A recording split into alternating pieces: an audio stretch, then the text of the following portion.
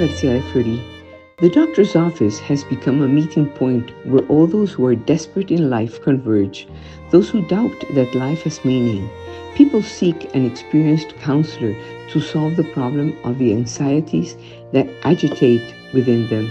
Patients look to doctors for a cure for souls. One could say that it is the emigration of humanity from the priest to the neurologist. Psychotherapy becomes a kind of spiritual direction. The problem is that the doctor cannot give meaning to the patient's life. The meaning of life cannot be given, but must be found.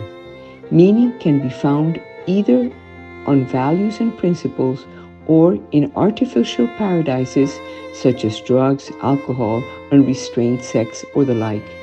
To find the meaning of life, one must be guided by conscience, not only in what is real, but also in what is possible. There are situations in which the person is confronted with a plurality of values between which we must choose. This choice must not be made arbitrarily, but must be referred to the conscience in order to be able to take it freely and with responsibility. That freedom consists solely in choosing between two possibilities. Or you follow what conscience dictates, or you ignore its warnings. When conscience is repressed, one passes to conformism or totalitarianism according to the values exaggeratedly offered or imposed by the society in which one lives.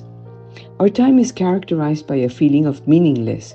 Therefore, education is called to make every effort not only to provide science and knowledge, but also to affirm the conscience so that the person manages to be perceptive enough to interpret the demand inherent in each of the particular situations.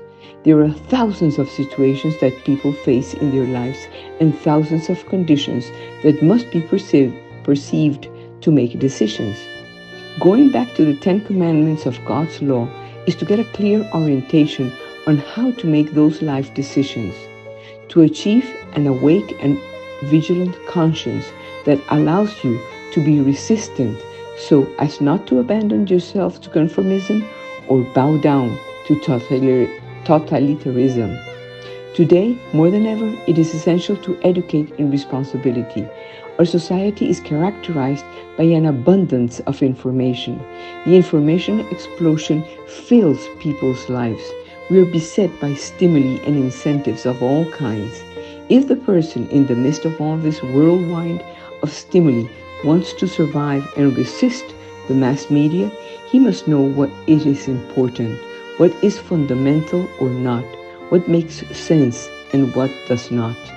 The Book of Wisdom says that tortuous reasoning distances one from God and makes a person foolish, and adds that the important thing is to love justice and to have the appropriate feelings toward God and to seek Him with a sincere heart.